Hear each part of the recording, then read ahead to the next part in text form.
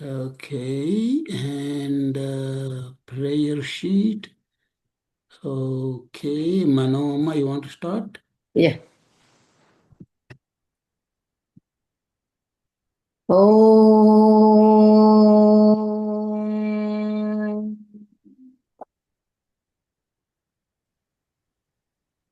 Om.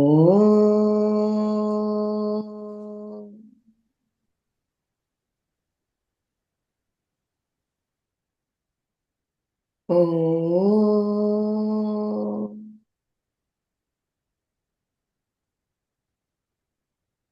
Om Shri Ganeshaya Namaha. Om Shri Saraswatyai Namaha. Om Shri Gurubhyo Namaha. समस्तजनकल्याणे निरतं करुणामयं Namami चिन्मयं देवं सद्गुरुं ब्रह्मविद्वरम् ॐ सहना भवतु सहनौ भुनक्तु सह वीर्यं करवावहै तेजस्विनावधीतमस्तु मा विद्विषावहै ॐ शान्ति शान्ति शान्तिः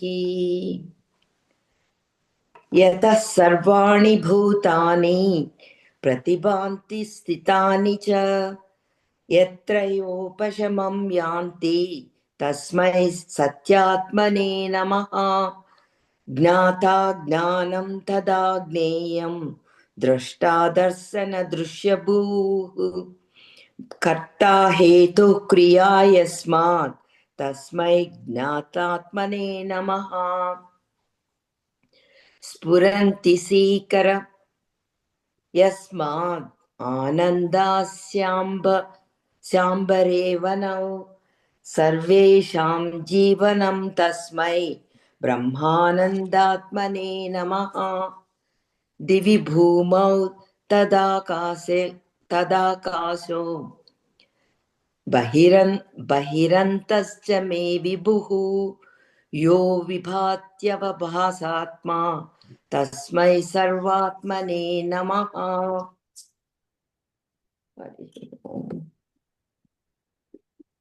I am going to be summarizing the section 57 to 59. No, 56 to 59. I'm sorry. 56 to 59. The first one is negation of identification with the world process. Sage Vasishta is explaining to Sri Rama that this visible world is neither existent nor non-existent nor a blend of both. You should negate the I-ness and minus with reference to the objects of the world, nor should you be identified with objects of the world as your possessions. Self is the only reality, and assert yourself as the self, abide in it all the time. And you are the non-doer and non-enjoyer, and there is nothing to be accepted or renounced. Arising out of deluded vision, your attitude is, I will perform this action and I will not perform, or I have this personality. With that vision, you cannot find contentment and you need to renounce the body idea. So the 57 Sage Vasishta is talking about method of destroying the vasanas. Bondage and liberation consists of the vasanas of the mind, and you need to renounce the vasanas and realize self, and then even desire for self-realization become extinct. Renounce these vasanas which are rajasic and tamasic, and in their place develop sattvic vasanas that sustain attitude of maitri, karuna, mudita, upeksha. pretty much he is talking about the friendliness with all and compassion towards those afflicted and cheerfulness to those successful and prosperous and indifference towards the sinful and perverted. What else? When you replace impure vasanas with pure ones and experience the wisdom of self, you go beyond all vasanas of the mind. Wise men recognize the illusory appearance of the world and the objects of the senses. They no longer develop attachment to them. Swamiji compares the experiences of eternal experience of the sage with the eternal bliss self-realization to swan that seeks delight in soaring through the blue sky and drinking from the sacred lakes of the Himalayas, and the ignorant one delighting in the polluted pleasures of the senses to a crane seated in muddy pool of water, reveling in feeding on the decaying objects. Okay. Then, section 58, he is talking about the enlightenment of Kacha. Sage Vasistha talks about Kacha, the son of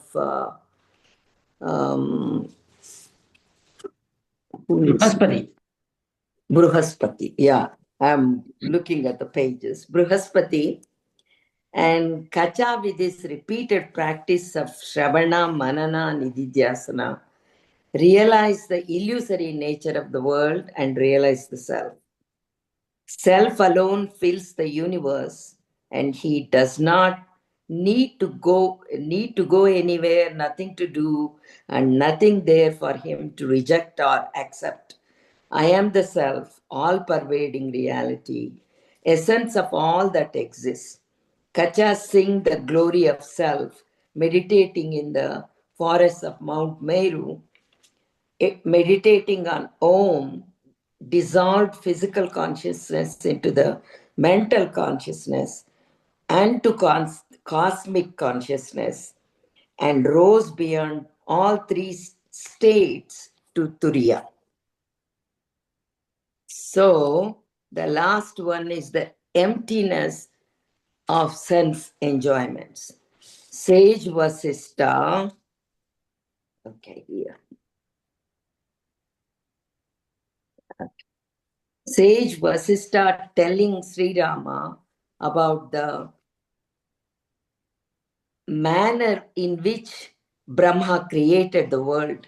Brahma first spoke out of the name of Brahman, then he engaged himself in the act of creation and created the elements by his will alone, and then blended all of them in different proportion to create the various objects of the world, as well as bodies of different beings.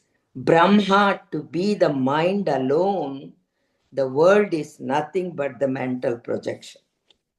Brahma, after reflecting upon the misery of the world process caused by ignorance, attachment, and hatred, he created the scriptures to liberate the souls from bondage.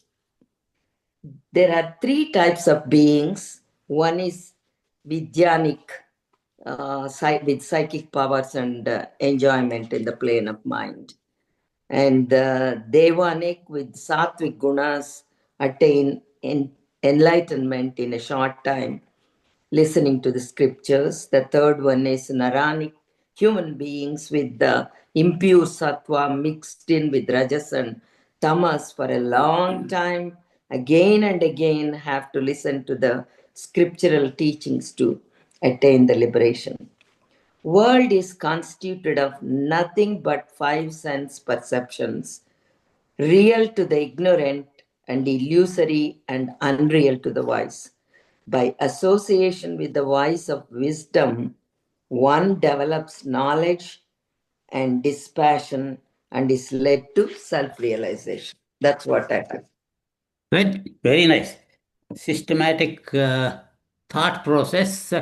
You can see how by constantly purifying our minds and simultaneously doing Shravana Manana, then we will really understand the illusory nature of the world. Once we realize the illusory nature of the world, it is easy to constantly to do the Nididhyasanam. Yes. And so it's no question of I'm going to go on vacation for a week and then I'll do the Nididhyasanam. You're supposed to do the Nididhyasanam constantly 24/7 without any vacation. Only then you will attain the state. Otherwise, you will be still having the what you call rajasic vasanas, and so it will take a long time. And so, just like you were just talking with Ratna Amma, so we cannot go anywhere. So that's a blessing. So you can't go anywhere, and so you don't want to go anywhere, and so you constantly do the Nididhyasanam. So that way, I feel for us, Bhagavan makes this body gradually weak so that our body identification will go down more and more and more. And in the same way, if the mind also spiritually grow, like the body grows old, the spiritually it grows more, and you get that mind become upashamanam, then naturally manana nidhi dhyasanam will be easy for us.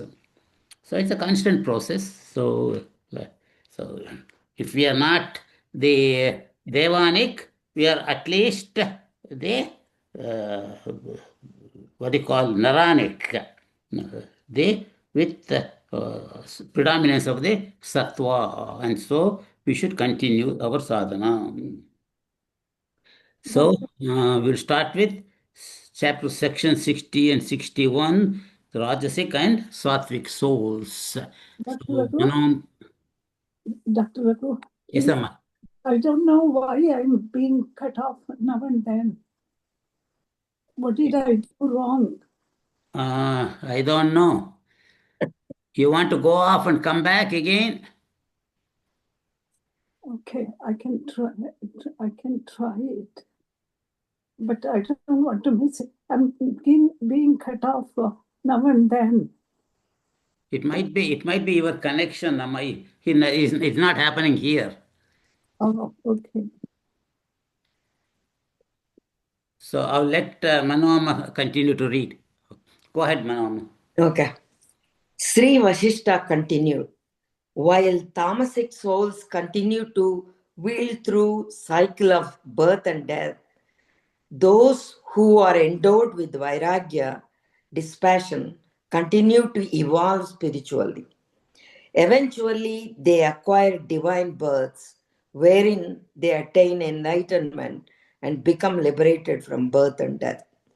Those who are sattvikas, souls dominated by sattva guna, have practiced spiritual disciplines such as listening, reflection, and meditation in their previous life. They are endowed with the intuitional vision of the self even from their early age. As tamas is abandoned and rajas is transmuted into sattva, the individual soul gradually becomes endowed with the qualifications needed to attain liberation. Discrimination, dispassion, serenity of mind, control of the senses, burning aspiration for self realization, and all other related qualities are those that develop in such an aspirant. Ever reflecting upon the transitory nature of objects and having gained insight into the vanity of all enjoyments of both this world and of the heavenly worlds, a rajas sattvika, one devoid of tamas but not yet totally sattvic, holds self realization as the only goal of his life. The all these three paragraphs, he is talking about how the tamasic souls are the only ones that cannot, still go through the cycles of birth and death. And the one that has the dispassion continue to evolve spiritually, and the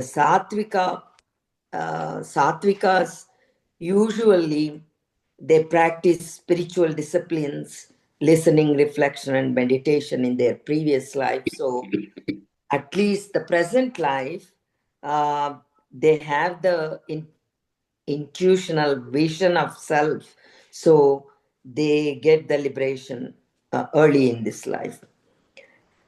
As tamas is abandoned, rajas is transmuted into sattva. These sattvic people have all these good qualifications for the mumukshatva, and he put all the qualifications there. That's it.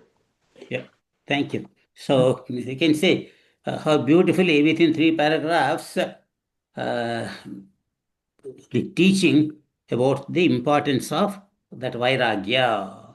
And we're talking of the sattvic souls or the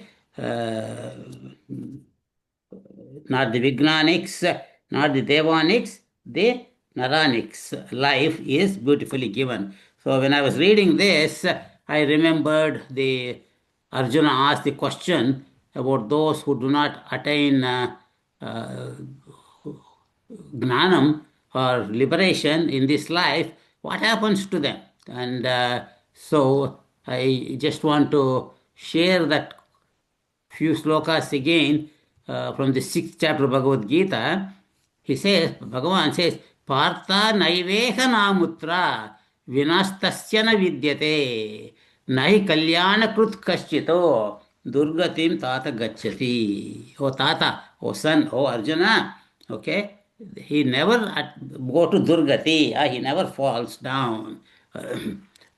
Naiha na amutra, not either in the another world, vinashaha tasya na vidyate.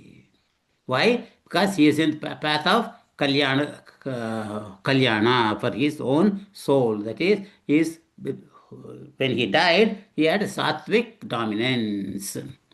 So what happens to him? Prapya punyakrutan lokan ushitva shashvati samaha suchinam srimatam dehe yoga prashto bijayate.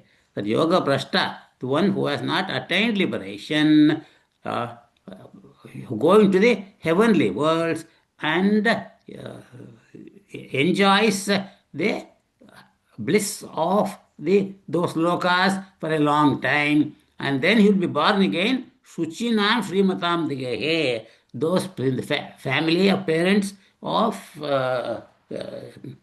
who are pure minded and also Srimatam. They are well to do. That means you don't have to worry about the living. So they might not be extremely rich, but for the daily living, they have no worry, but they are living a sattvic life. And then some people who are extremely sattvic, who have done a lot of mananam nididhasanam, what happens to them? Atava yoginameva kule bhavati dhimatam. Those dhimatam, those kind of a sattvic soul, pure sattvic souls, they will be born in the kula of a yogis. Etaddi durlabhataram loke janma yadi drusham. This kind of janma, being born in a yogi's family, is extremely difficult. But what happens if you are born there? Tatratam buddhi yogam tam labate paurvadehikam yateteja tatho bhuyaha samsiddhau kurunandana. Oh Arjuna, to samsiddhau, to reach the state of moksha, in that birth, he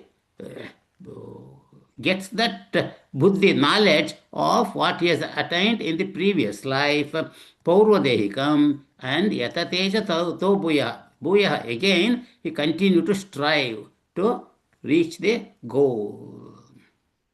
And then what happens to them? Particularly this, who are very advanced, purvabhyasena tenaiva kriyate yavasopi saha jignasurapi yogasya shabda brahma ativartate. Purvabhyasa, because of the sadhana of the previous life, hriyate yavashopisa, as though without any control they are pushed along in this life. Jignasurapi, he might have been in the previous life only a jignasa who was interested in the path, but he was not very serious. Yogasya Shabda Brahma Ativartate. He goes beyond the names and forms. He says, Prayatnad Yadamanastu Yogi Samshuddha Kilbishaha Aneka Janma Samsiddhaha Tato Yati Param Gatim. Samshuddha Kilbishaha. All the impurities, Rajas and Tamas, he overcomes them because of his sadhana, and then through many births, he paramgatim, he attains the supreme state. So like that, the same thing is beautifully given here in the 3 verses. I thought it will be nice to share. Anybody want to add, comment? Okay, is Manoj Shah here today? No. Okay, Maya not here. And Nag, you want to continue, sir? Hari Om, sir. Hari Om. Just as the sky is not affected by clouds, so these yogis are not affected by the affliction of the mind.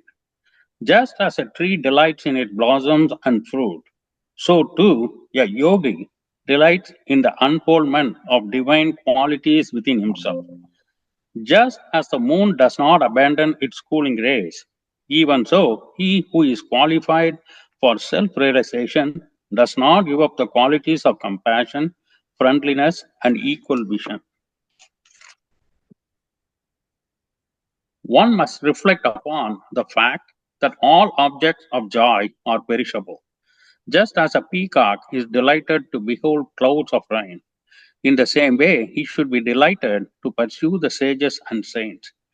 A yogi crosses the threefold ocean: the ocean of ego, the ocean of body, and the ocean of physical relatives and friends.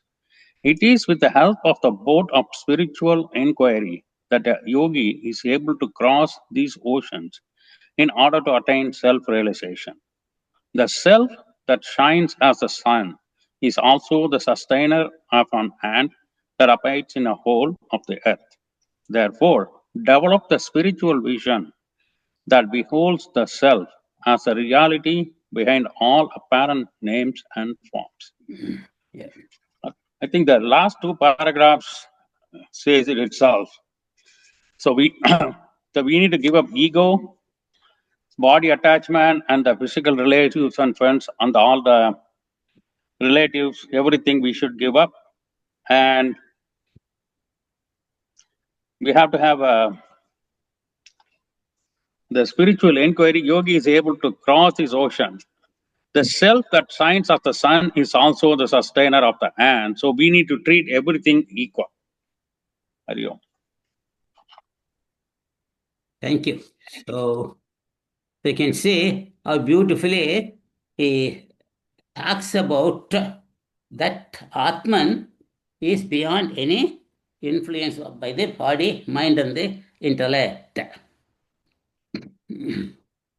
So by continuous sadhana, our sattvic qualities, all the virtues that are described in Bhagavad Gita, 13th chapter and 17th chapter, they continue to flower in that person spontaneously. So by effortlessly, he is compassionate, he is kind, he is non-egotistic, and he is always thinking of Bhagavan and other Bhagavan in other people. So that's why he can overcome the ocean of ego. So he has forgotten this knowledge about, oh, I is gone completely. And so his attachment to the body is gone. And so, most of our time that we spend every day is to beautify ourselves and all that. And he'll take care of the body, but either he has a shaved head or has a one piece of cloth, and he's not worried about his looks, though he is clean. Okay, and so he's always in the constant thinking of himself or the Atman. And most important thing, mentally, is detached from all the worldly attachments. My wife, my parents, my relatives, my wealth, all that is gone. And so, that kind of a yogi crosses the ocean to self realization. So the last paragraph I thought is like a Mahavakya that reminded me of the Taittiriya Upanishad. He said, self that shines in the sun is also the sustainer of the ant that abides in a hole on the earth. Like in Taittiriya Upanishad, he says, स यश्चायं पुरुषे यश्चासावादित्ये स एकः Yaha cha ayam purushe. That which is present in this purusha or an ant. Yascha savaditya. Yet that is present in the sun. Sa ekaha. That the same Atman, the same Brahman. So that's what is saying here. The self that shines as the sun is also the sustainer of the ant that abides in the whole of the earth. So I thought it was interesting. So here it mentions ant, down to the little creature, but here there in Upanishad is talking about the Atman in one's own self, the Atman in me and the Atman in the sun, meaning Atman in the Hiranyagarbha are one and the same. So beautiful thought process. Anybody want to add comment? That is the same thing which when we do the Sandhya Vandanam, we say that, right? Bohishta mayo bohatana urjetatana. I'm sorry, chant again. I think abohishta mayo bohatana urjetatana. Mahirana Itchakshase Yopashyutamorasa. Yeah. Yes, that is I thought that was mostly worship of the water gods. So I have not paid attention to that. You might be right. So the humor is giving the tejas to the Surya, that we are actually praying to that tejas, right? I see. Okay. That's how my teacher taught me. Good. Very good. Yeah, if you have the translation for that, just to share it with us. Sure. Raghuji, in 15th chapter also we are learning na tadvasete surya na shashanko na pavaka yadgatva na nivartante taddama paramamama. In what way does it related to this paragraph? That is the Atman only shines all the things like sun, moon, and all this. Yeah. Okay. Okay. Oh, yeah. In that angle, yes. Okay. Very good. It's okay. Not question for you. Any other related connection? I was going to say there was in the Tyagaraja Kruti, there is a line that says, Chimalo Brahmalo Shivakeshavadulalo Nadokate. You say it in English. Chima Yeah. is the ant. Yeah, right. Chimalo Brahmalos, same soul is present in Shiva Kesavadula, also in Shiva and Kesava. Yeah. All the Trimurtis, what is there present in the Trimurtis is the same that is present in me. So Yes. such a great feeling to have. Right. Only Tyagaraja could write that. Yeah. So that it comes spontaneously for them, you see. So okay, let us go. Nag finished. And Rakesh ji, want to continue, sir? If I missed Okay. anybody, let me know. Section 62, the qualities and adorn an aspirant. Sri Vasishta continued, having developed the ability of controlling the senses, enduring the internal and external pairs of opposites, and being endowed with the pure intellect, an aspirant should approach a spiritual preceptor to acquire the knowledge of Brahman. O Rama, you are the very source of divine virtues, being endowed with all the external excellent qualities that adorn the spiritual aspirant. You withstand the adversities of the life with balanced mind. Your heart being free of impurities, you are like the autumn sky devoid of clouds. Your intellect is subtle and discriminative. You are indeed at the very threshold of liberation. Whoever possesses such qualities are a spiritual aspirant fit for attaining liberation. As long as the body exists, you must externally continue to perform your duties in accordance with the scriptures and internally continue to remove the impressions of attachment and hatred. Follow the lofty examples of those who attain self realization, but those who pretend to be spiritual aspirant being more interested in selfish rather than spiritual attainments are like jackals of the forest. They fill the atmosphere with their empty hollowings. Want to comment?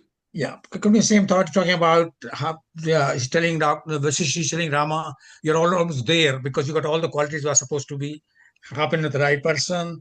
You are pure empowered, you are really pure intellect, well spent, and your mind is balanced, you are right up there. And as long as you continue are doing, as long as the body exists, you must externally continue to perform your duties. But you will attain liberation because you're right on the. And he's comparing with the people who show them they are really spiritual, but they are more interested in the name and fame and gain, and they are really not interested. So he said these people are just like a jackals of the forest. They are not really interested. They want to show, but they are not really into the main area where they want to Right. Yeah. dream that Good. self. Yeah, very nice. So you can see that the reason we study Ramayana, particularly the Yoga Vashishta, is to see the beautiful qualifications of an aspirant. That Vairagya Prakarana, if you read, most of it is the talk by Lord Rama himself, how he feels about the world and what he thinks that he feels like doing. He developed pure Vairagya, and that is the reason aspirants should approach a spiritual preceptor to acquire the knowledge. So, right there, Guru, Kula Guru is right there. And the only reason Vasisht Rishi was waiting for all these generations from the time of his creation was because that he knew Bhagavan is going to be take avatar. I was waiting for him. And so he became even the guru for the Bhagavan himself here. So,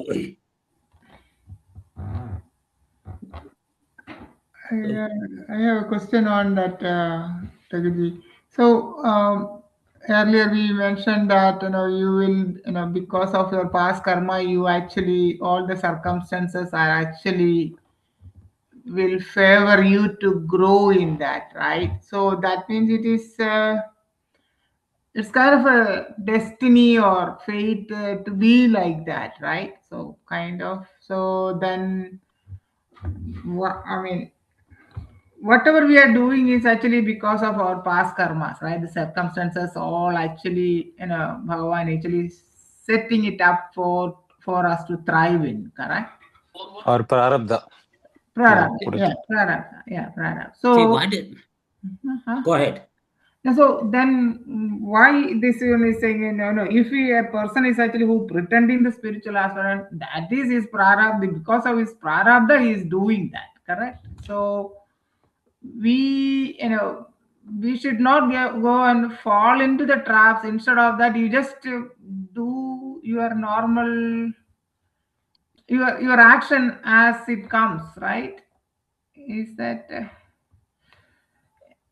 What that's what was I the said. question? What was the question at the end?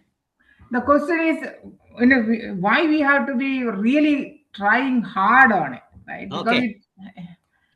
yeah. I'll tell you, I don't know where I read it. Only I read it actually in the last 24 hours. I'll try to explain.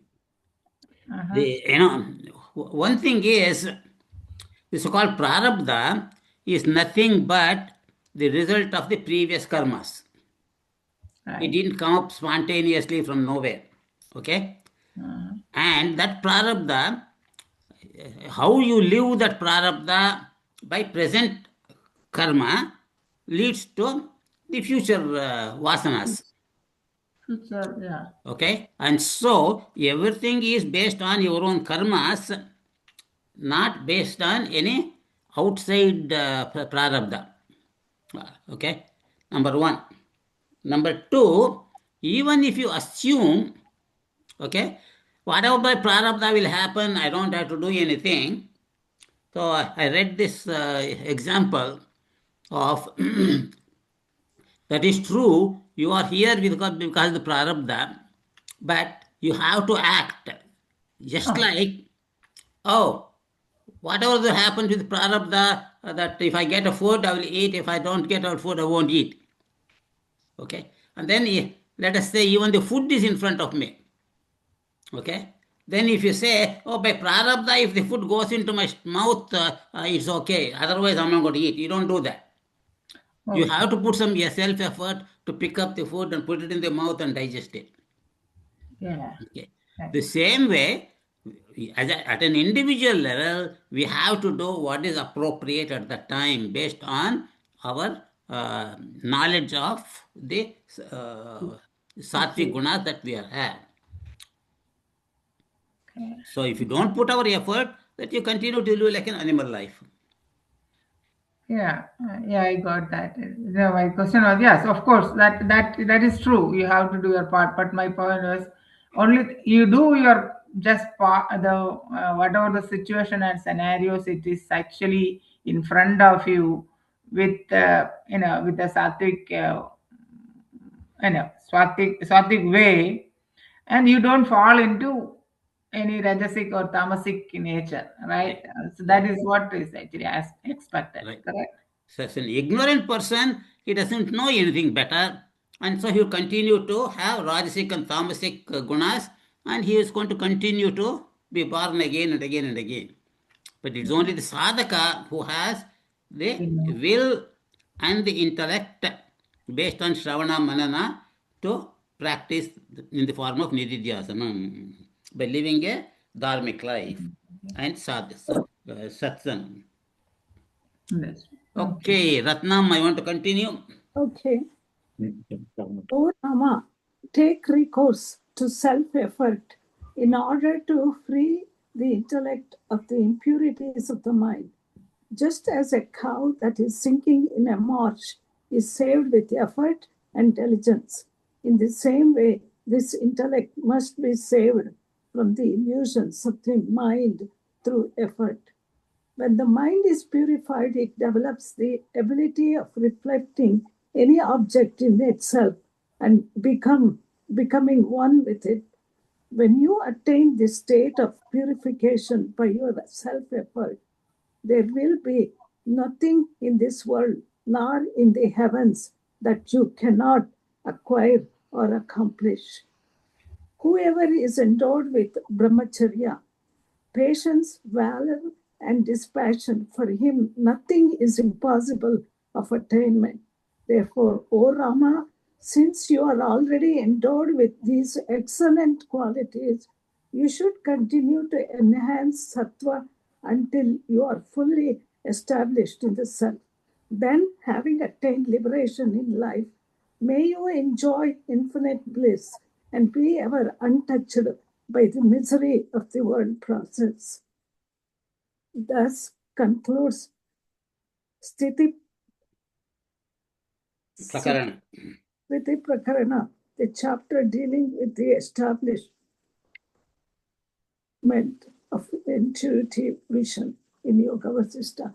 So he's, Swamiji, Yoga Vasishta Swamiji is explaining to Rama, self-effort is the best. But he, how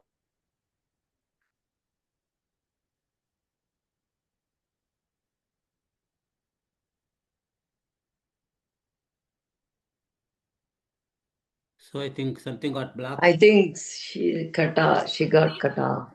Yeah. hear me? Okay, so Can you repeat again a little louder, Ratnamma?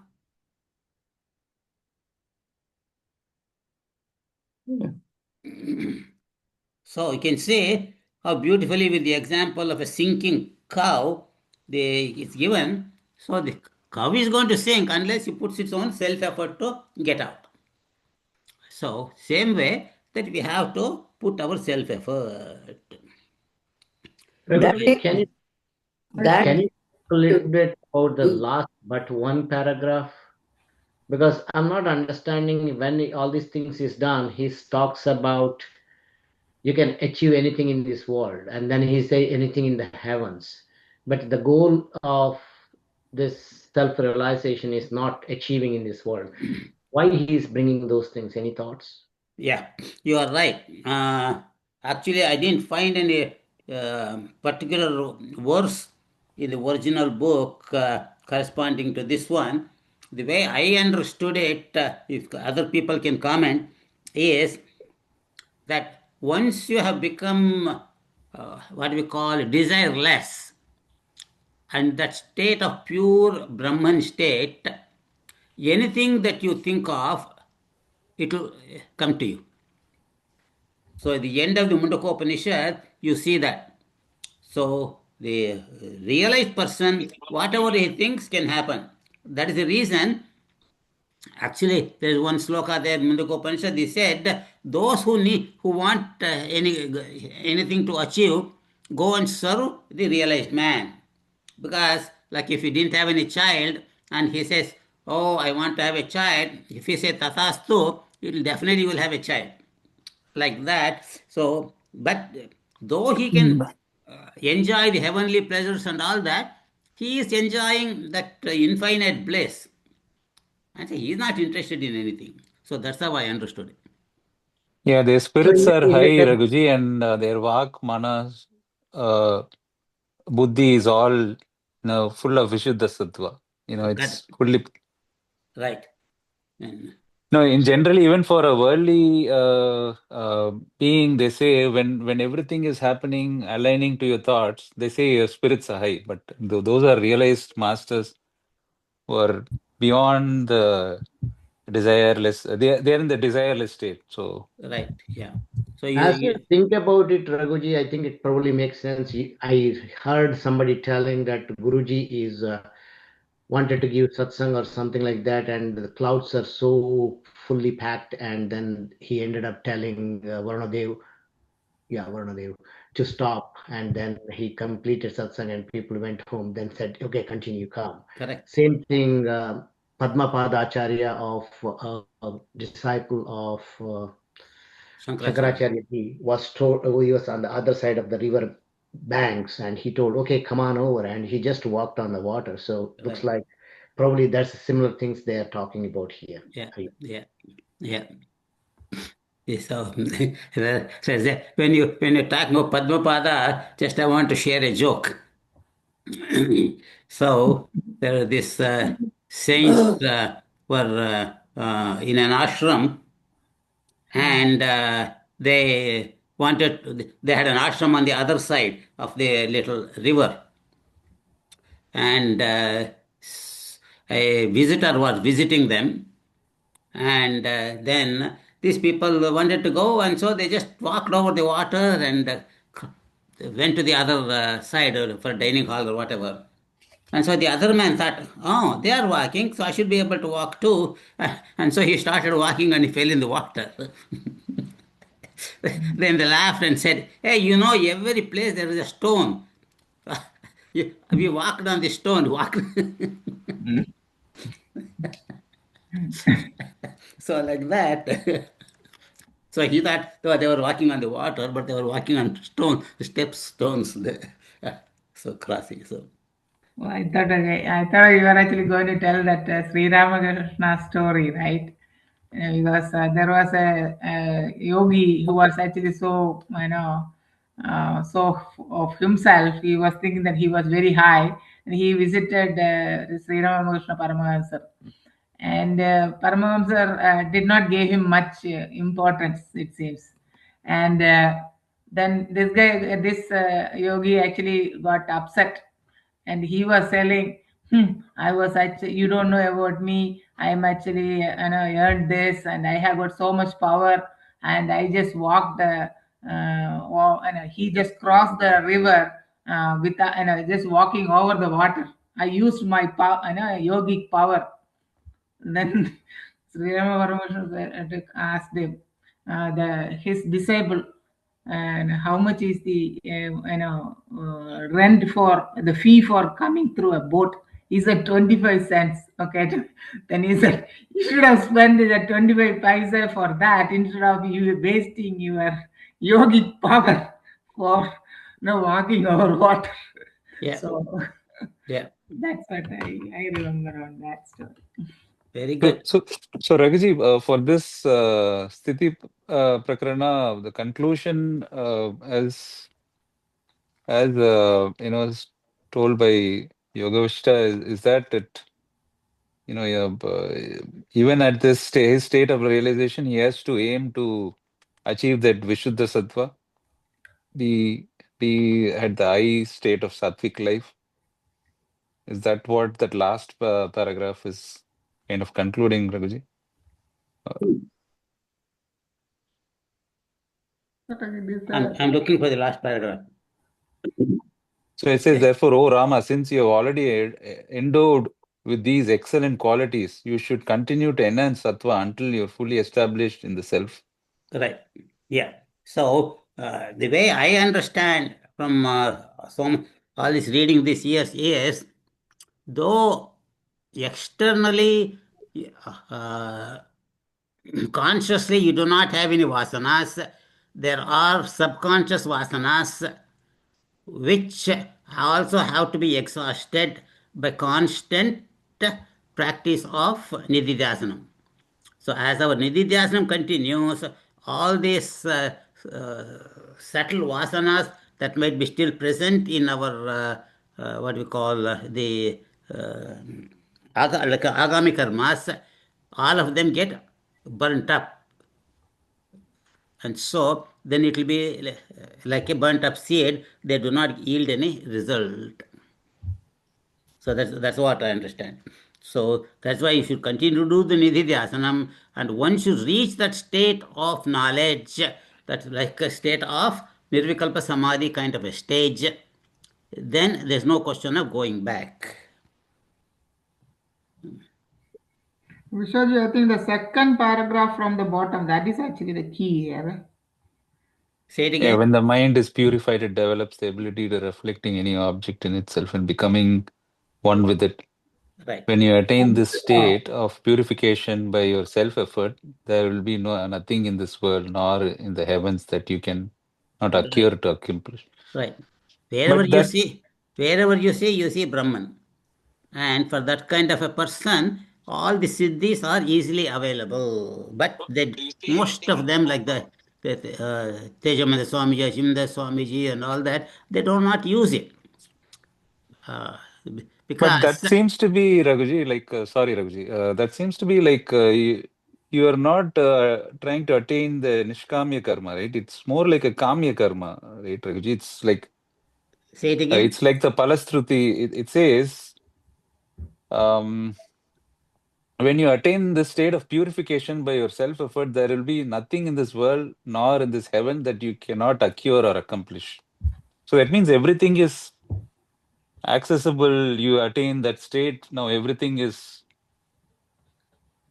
when it says that worldly things in this world as well as in heaven is, can be accomplished. That means it kind of talks about not being nishkamya, right? Like it's more like your kamika karma. See, that's what I thought I just mentioned when I think Vijay or somebody mentioned is that now I'm going to say a little differently. You can look at it two different ways. One, you have attained to the state of infinite bliss, okay? And any of these other achievements or desires are nothing compared to the achievement of the infinite bliss. Okay. Number two, and a person who has achieved that state of infinite bliss, anything he desires happens. Like example, the story of also if you remember the story of a Kardama Rishi, who is the husband of Devahuti, and since Devahuti wanted to enjoy the pleasures of the what do you call family life as a husband and wife, so he made a young girl again, and then took her on a big plane which had everything, and he took her to different lokas, okay, like that. But all those achievements are nothing for those people, but only because the wife had served him all these years without any complaint, and he wanted to give her a boon, and that's what she wanted to achieve. Okay, wanted to enjoy, so he showed her enjoyment and all that. Okay, but at the end, what he said? Hey, as soon as the son is born, I'm going to leave, and he left. So you can say, though physically he could enjoy all the pleasures of the world or heavenly worlds, but they are not interested. And same way, like Vijay was talking about the story of Chinmayana Swamiji, okay, there are so many stories like that. Okay, so people don't want to exaggerate and write a book on it.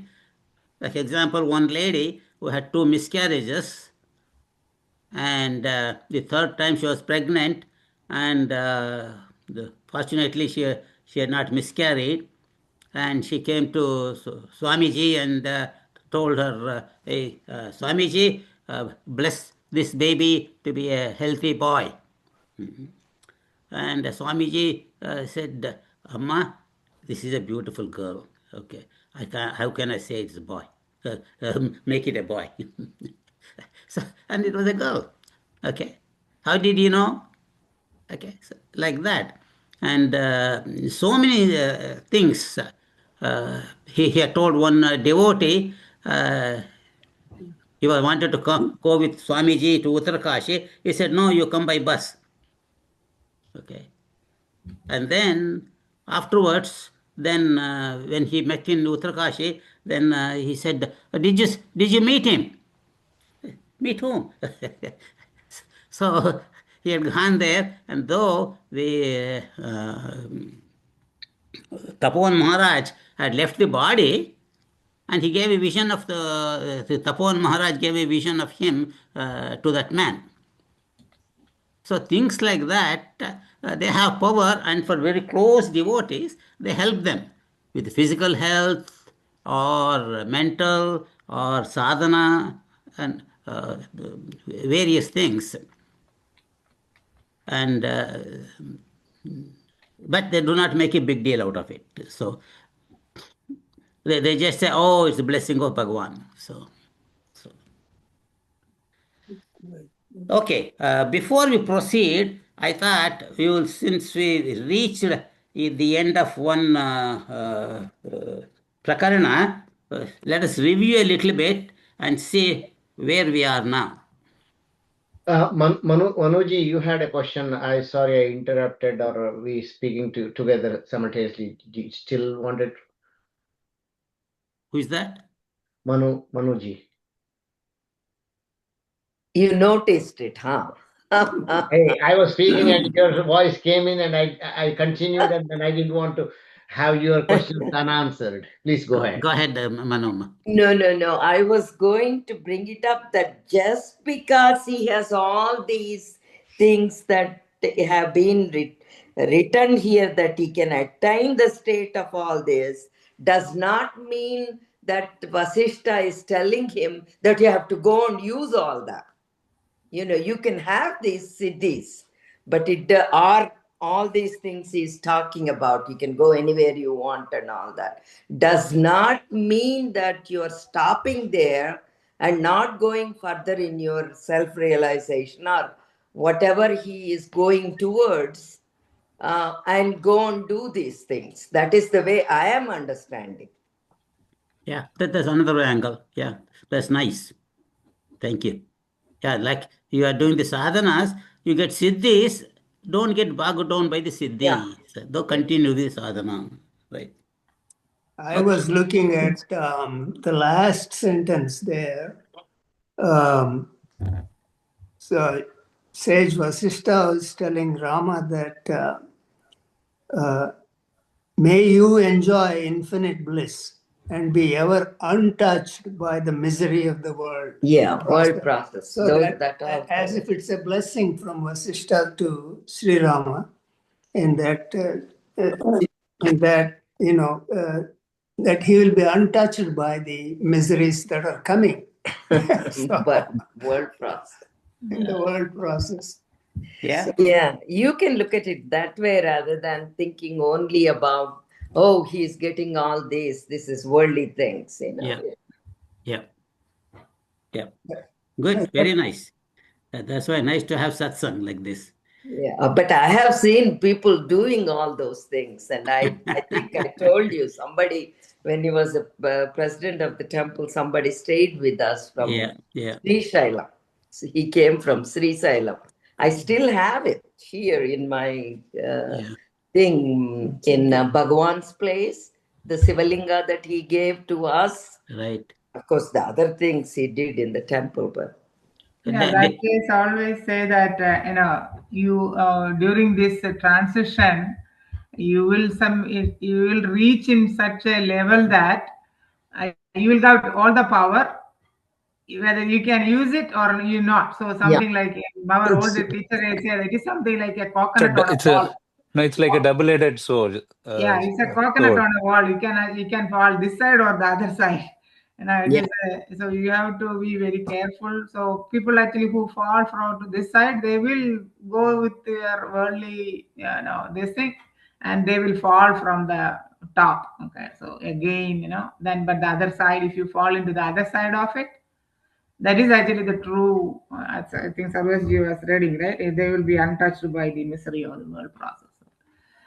Good. Very good. Okay, let us go. Let us review and say what are all the prakaranas.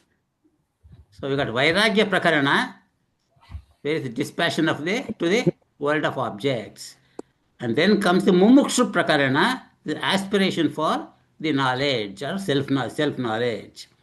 Utpatti Prakarana, the origin of the world process, where we are stuck. And Sthiti Prakarana, sustaining reality of the self. So we have covered all of these four, and the other two are there. The Upashama Prakarana, that we are going to start, where the questions of the mind. So when all our agitations are of Rajasic and Tamasic qualities, vasanas are replaced by Sattvic, Sattva, Vishuddha Sattva, our mind has reached that quiescence of the mind. And then the Nirvana Prakarana, liberation. And the Nirvana Prakarana itself has two sections. And I think the rest of the book is about the Upashama Prakarana, and the next book, second volume, is about the Nirvana Prakarana, I think. And so before we go further, I thought we shall read a little bit about each prakarana that Swamiji himself has given us in the introduction. Let us see who is supposed to read next. Sarvesh Naidu, you want to read page 15 in the introduction?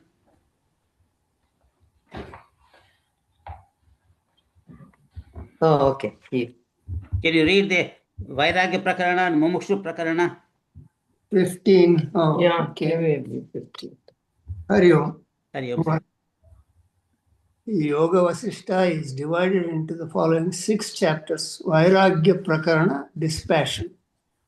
At sage Vasishta's request, Sri Rama describes the cause of his mind's unusual melancholy state.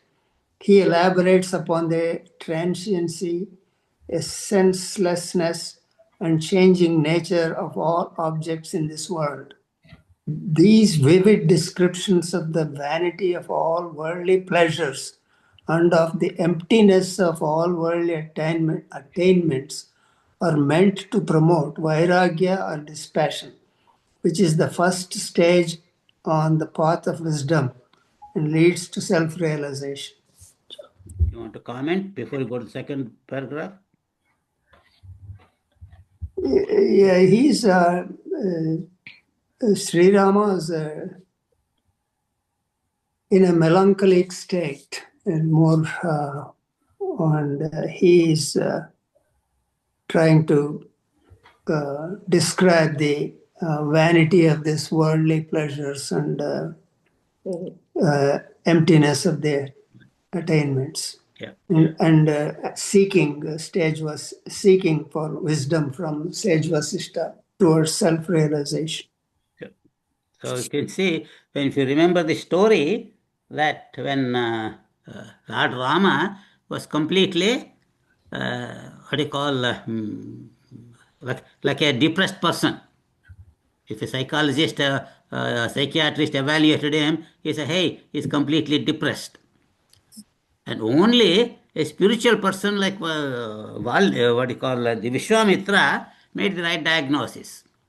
When Rama described the way he felt, and he said, hey, you are a great candidate, you have developed vairagya to the world, and you are a good candidate for this knowledge.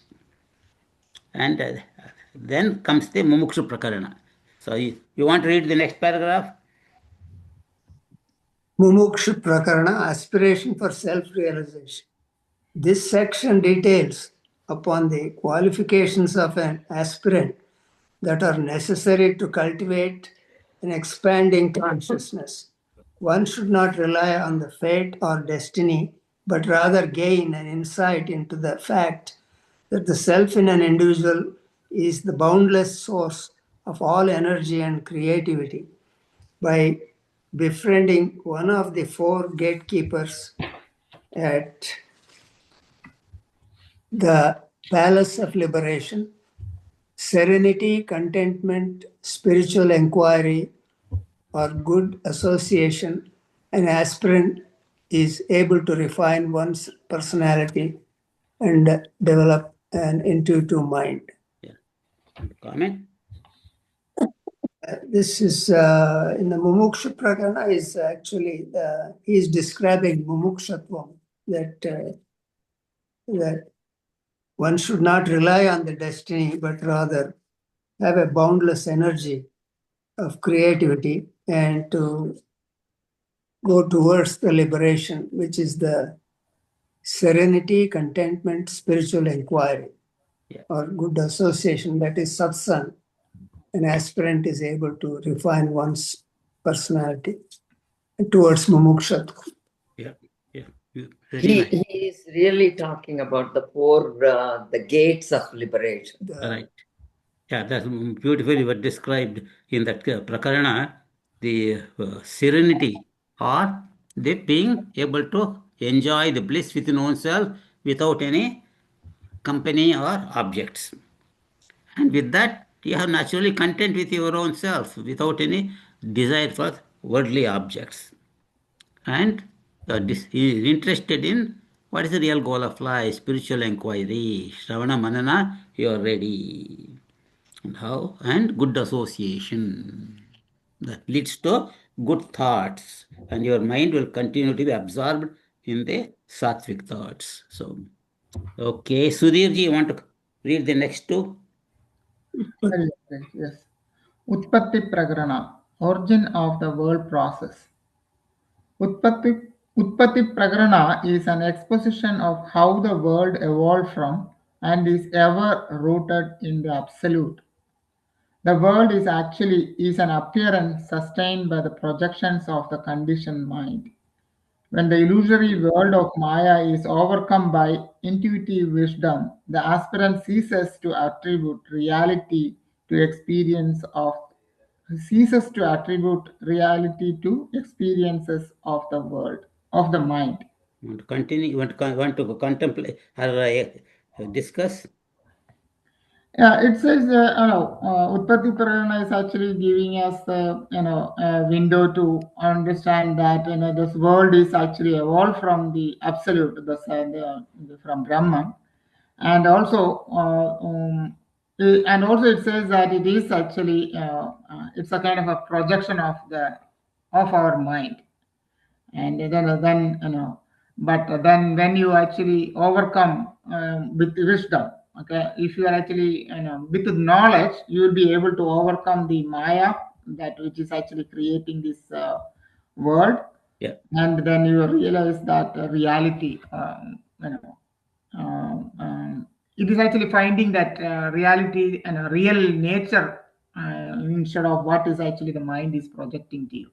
Yeah. It's kind of an illusion. It is actually, so in a way, it says that Uttara Prakarana is actually showing you that, saying that the world is unreal. It is an illusion. Right. Yeah. So, but though it's illusion, as ignorant people, we think it is real and continue to be bogged down. But the one who has developed Vishuddha Sattva, he knows the illusoriness of the world from the inquiry and satsang. So I want to read the next one, Sthiti Prakarana. Sure. Siddhi Prakarana, sustaining reality of the self. This section explains how an aspirant, having cultivated wisdom, abides in Brahman while continuing to live in the world. The underlying reality behind the ego sense in man is the absolute. When the illusion of duality is negated by wisdom, a yogi lives and sports in Brahman. The self is realized as the creator as well as the enjoyer of the universe. Yeah, so here in this one, it is actually, as the, he is actually, once the realized man, even though he is actually living in this world, enjoy the world, but he is not really, what is it? He's actually not seeing the duality. He's actually seeing the oneness of the world, and because of his knowledge. Okay, here in this it says negated by the wisdom, but the knowledge, we can actually replace it with the knowledge probably, and he is living in it, but he's not really getting attached to it. Okay, that is what I would say. He is actually. So he understands that self is the creator as well as the enjoyer of the universe. That means he is actually living in this world, but he is not getting attached to it. So, but he is enjoying that in the world. So he has become one with the Brahman, and so as the creator, the whole universe is the way it's supposed to be. There's nothing for him to change or anything, because everything is in a balanced part. So all things that are happening are based on the karmas of individual souls, and in a macrocosmic manner, it is just like a drama. So for him, nothing to change or nothing to do. So, but as an individual body, he will continue to behave like anybody else until the body drops. So, you can see how beautifully we have covered the four sections, and you will go to the Upashama Prakarana. I thought before we do that, I thought I'll just discuss a little more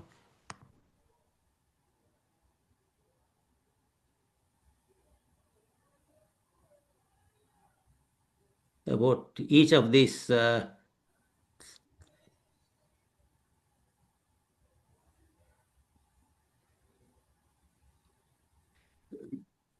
in the Vairagi Prakarana, there were no stories, okay, but in the section 2, the Mumukshu Prakarana, we saw the story of Sukha and the self-effort story.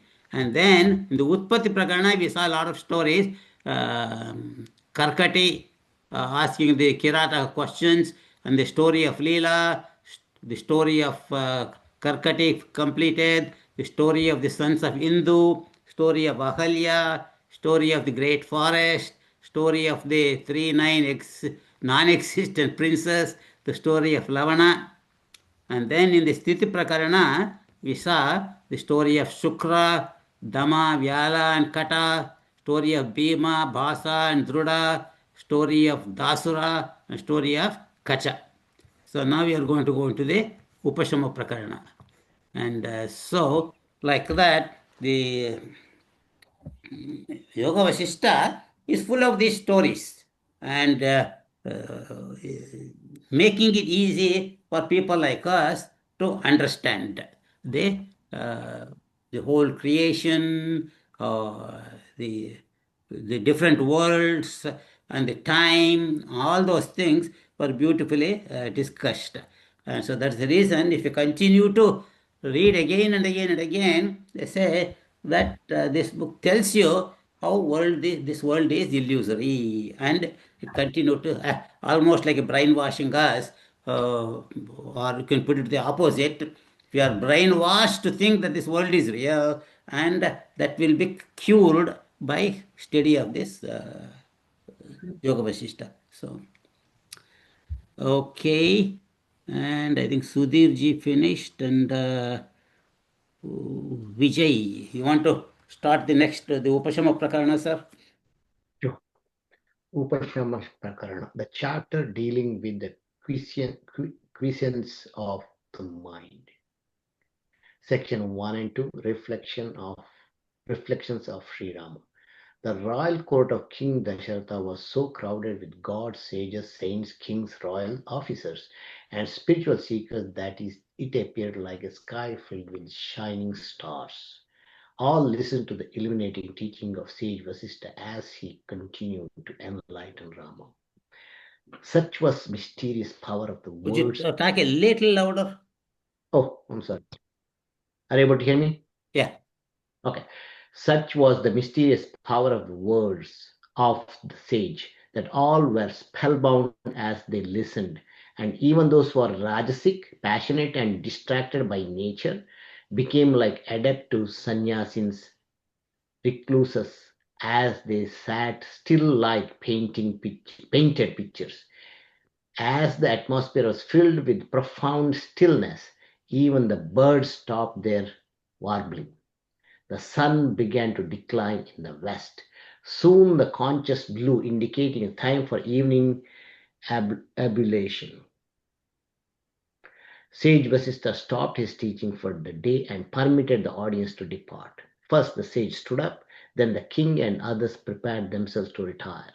The assembly hall all of a sudden appeared like a agitated lake. Sage Vishwamitra passed the night at No, let's discuss. Okay. So here the thing is the strength of the discussion, strength of the knowledge is also spellbound the Rajasic people as well. Not everybody was Sattvic people. Of course, they had Sattvic people, Rajarishis and things like that were there in that place of King Dasharatha's palace, court. But he also had Rajasic people. So that's a beautiful part. He said that when people like Guruji, Gurudeva, I'm speaking, a lot of people get excited and trying to grasp the things, and because they do talk at a level for everybody to understand with understandable examples and things of that kind. Same way as Raghuji mentioned earlier about the stories and all, that makes definitely a different impact on Rajasic people as well. Hari Om. Yeah. So, like you mentioned, Gurudev, there are so many stories of like the husbands who brought the wives for the lecture, but they didn't want to come inside. They just wanted to sit outside in the car or somewhere in the field, just waiting for the lecture to be over so they can take the wife home. but through the loudspeakers, they started listening, had to listen. And when they listened, they got so interested. The next day, they came in the front seat, sat in the front seat. And then that was the history, because then they became the devotees, like that. So when somebody, realized person like this, speak, naturally, they coming from their heart, and it grabs the people. Even there were so many assistants, like the people who are fanning the guru and fanning the king and all that. All of them were spellbound, and even they stopped fanning the king and all that, because they were so absorbed in that lecture. So, but at the end of the day, that the lecture stopped. Now we will see in the next 2-3 paragraphs how in a systematic fashion that everybody disperses. And Vishwa, you want to read, sir? Next 3 paragraphs? Hari Om Prabhuji. Sorry. Sage Vishwamitra passed the night at home of sage Vashishta, while the others retired to their homes. The gods and astral spirits too went to their abodes. Finally, sage Vashishta, King Dashara, and all other performed their evening prayers and rituals and went to sleep.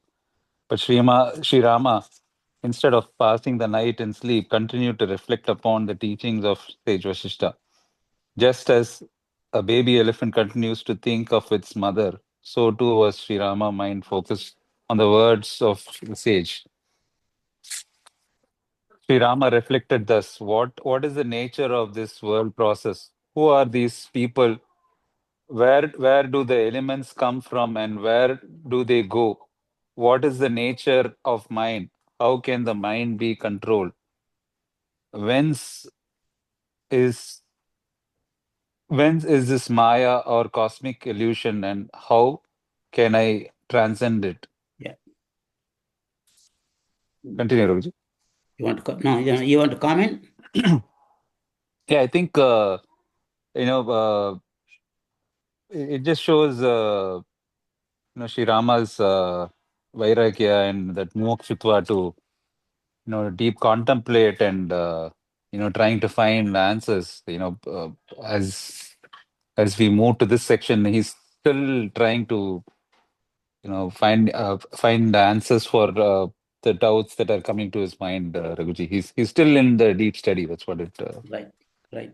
So in the first paragraph, the Swamiji has not detailed, but in the original book, there's so much detail about first the Vasisht Rishi gets up, and behind them the Vishwamitra, since he's a guest, he goes and stays in the night with Vasisht Rishi ashram. And after he leaves, then the king and all that go. And then the rest of the people, one after the other, in a systematic fashion. Okay. And you can see how Lord Rama didn't just go to sleep. Okay. All night he contemplated on everything that was told. So apparently you can say such a person like Lord Rama had such a good memory, was able to absorb everything and put it in his mind in a systematic fashion and contemplate. Hey, what is this world? What is this creation? Okay. What are all these people? What are these? How did this various elements come from? What is the nature of the mind? Okay, how to control the mind? Hey, what is this Maya? Everything he started contemplating.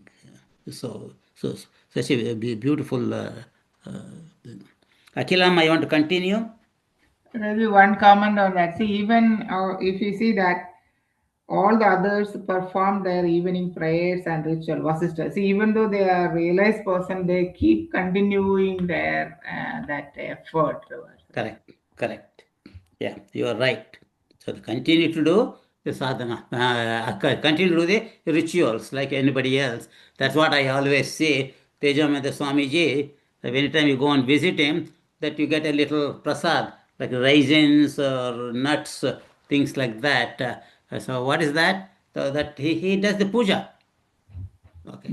Every day, and they offers some raisins and nuts, and then those who are there get the prasad like that. So they continue to do their japa, continue to do their meditation and all that. So to number one is a model for people like us. Hey, you should do those things. And number two, even if you think that you have advanced, don't give up. Continue to do the sadhana. As a somebody else is watching you, and so somebody, if a grandson or son are watching, then they might learn and say, "Hey, I should not give up," and so they continue to do it. Very nice. Uma Shankar is there though. Uma Shankar. Oh, I missed her. Yes. Uma, you want to read, Amma? I'm sorry. Thank you.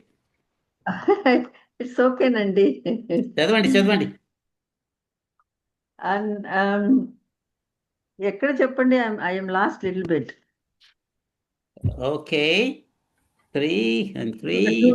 What did sage Vashishta teach? 253. Page 253.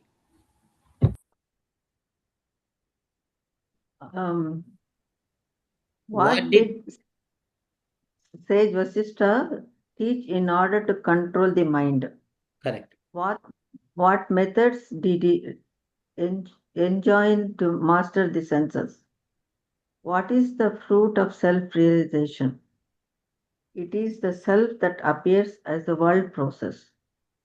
Existence in this world is a deep-rooted disease and must be cured by the nectar of wisdom. The intellect must soar like a swan beyond the illusions of the world. But it is difficult to renounce the objects of the world. Yet, without renunciation, it is impossible to attain self-realization. Alas, what a confounding problem. When will I abide in self and sport in the world as a liberated sage? When will my mind subside in the self like a ripple in a lake? When will I be able to cross the ocean of the world process, abounding with the sharks of desires and the undercurrents of the cravings? Yeah. Want to comment? Yeah, he's asking so many doubts. Rama is asking Sage Vasishtha. No, he's not asking sage Vasishta. He's still in the night. He is thinking for himself. Okay. What did Guru teach me all these things? Okay. What did he teach about controlling the mind? What are the methods that he enjoined to master my senses? That is Shama and Dama. So what is the result of self-realization? Okay. What? Like he said in the Utpatti Prakarana, that the whole world has created from the Brahman. The whole world is nothing but the appearance of on Brahman. This existence of the world process is like a deep-rooted disease because it's hard to get out and must be cured by nectar of wisdom, that is from the knowledge of the Atman from the Guru. Only then my intellect can soar like a swan beyond the illusions of the world. But at the same time, so difficult. Okay, the objects of the world keep pulling me down. Okay, but without detaching from myself from the objects of the world, I cannot attain self-realization. So what a confounding problem. I have to get out, but it's so hard to get out. So yeah, these questions comes after the teaching. yeah, after the teaching, that now he is contemplating at home in the night instead of going to bed, he is contemplating all these things. When will I abide in the self? Okay, and and then sport in the world like a liberated sage. When will my mind abide in the self like a ripple in the lake? When will I be able to cross the ocean of the world process, abounding in sharks of desire? So you can say all these things were mentioned by the Guru and what the solution is. And Lord Rama kept interrupting and asked so questions, and Guru has discussed all these things. We, we might have forgotten, but Lord Rama hadn't forgotten, and he was contemplating. So, That's more important. yeah, right. Okay. Akilama, continue. When will this apparent wave of my individuality, which is whipped by the storm of cravings, and which abounds with the whales and sharks of desires and expectations, merge into the ocean of the divine self? When will I abide in that sorrowless state, which is the goal of all aspirants and spiritual seekers? When will I be endowed with wisdom and equal vision? When will I experience that state of enlightenment, which is even like the full moon flooding the heart with its cool rays of bliss and peace? This fever of the world process is consuming every limb of my body. It is destroying my vitality and strength. When will I be rid of this awful malady?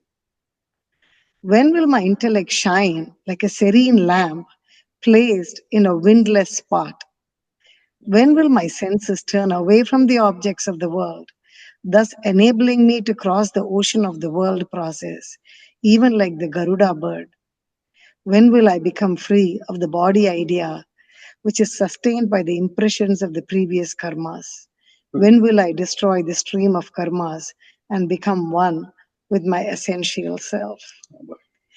It is so hard to even comprehend, Raghuji, that as a young boy, so young in age, he has all these deep questions and he remembers so much and, ready for that liberation. Yeah. So these are all, number one, we look at him as a god, okay? But even if you leave it out, that assuming that he was a prince, okay, that these are all that high level kind of souls like Buddha or in Resembles Kathopanishad. Nashiketa, Raghuji. Pardon? Nashiketa. Resembles Nashiketa. Right, Nachiketa or Buddha, like that. And so these are all the souls who have developed so much dispassion to the world, who knows exactly what their goal is. And these are that high level kind of people. And but we can also achieve that state. If not in this life, if I continue to practice, next or in the third or the tenth life, we will be able to be at that stage. Even now, there are so many like that. Okay, so many people, I don't know how many of you remember that Vinayaka Nanda Swami from Ramakrishna Mission who had come a year ago. Okay, and so he was one of those like that. Even though that he studied and going to college and all that, constantly he knew what he wanted.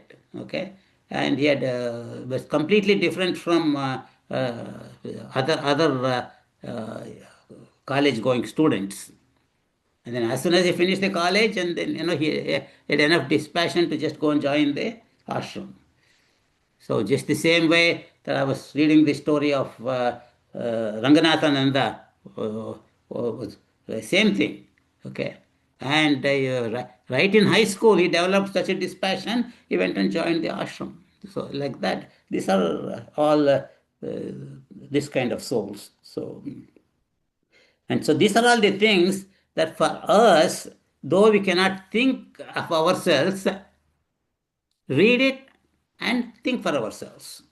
Okay, you can see after reading all these things, then he say, "Hey, was this all discussed all this time in this previous part of the book?" Or you feel like going back and see where was all this mentioned. So like that. That is the reason people like us have to read again and again and again. So, very good. And let us see if we can finish it, even if we take a couple of minutes more. And Anjaneyaru here today. Hari Om Raghuji. Yes, I want to finish, sir. Yeah, sure. When will I attain the glorious state of self-realization, compared to which even the pleasures of Nandana gardens of the heavenly world become as insignificant as a blade of grass? O mind, tell me when you will be able to install the pure vision of the sages within yourself. Don't let me become a prey to the python of the world process. O intellect, I am even like your brother.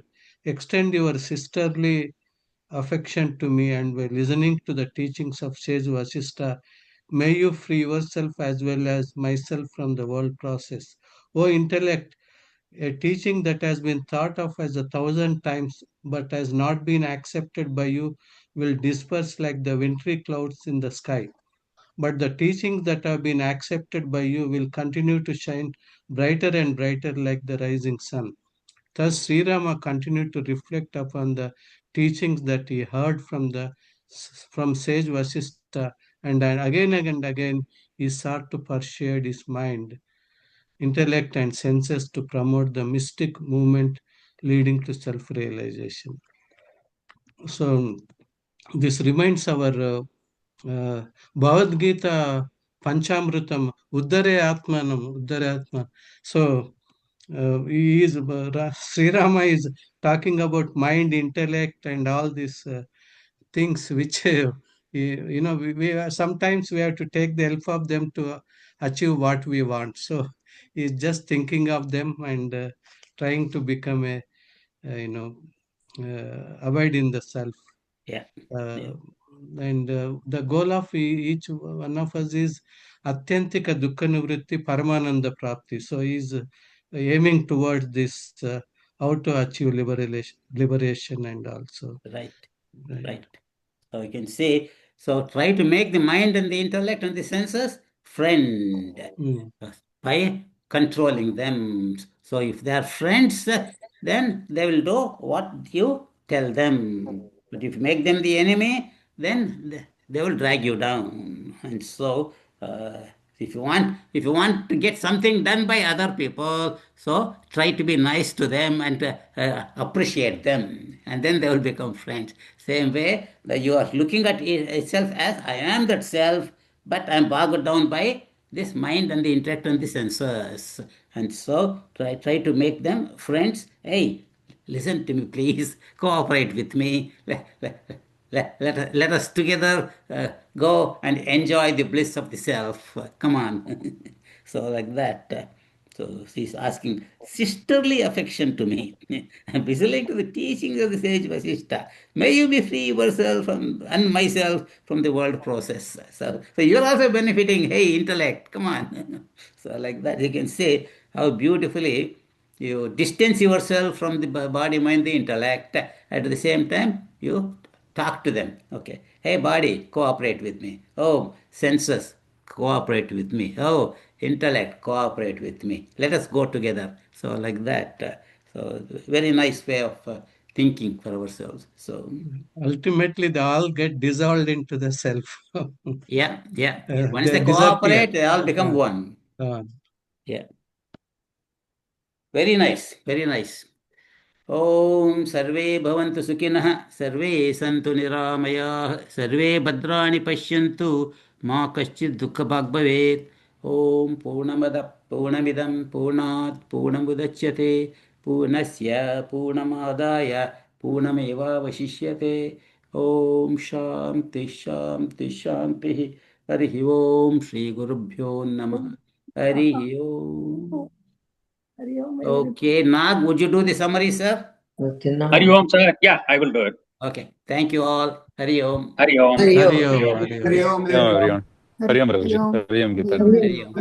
Thanks, Mano, Emma. Oh, remembering you.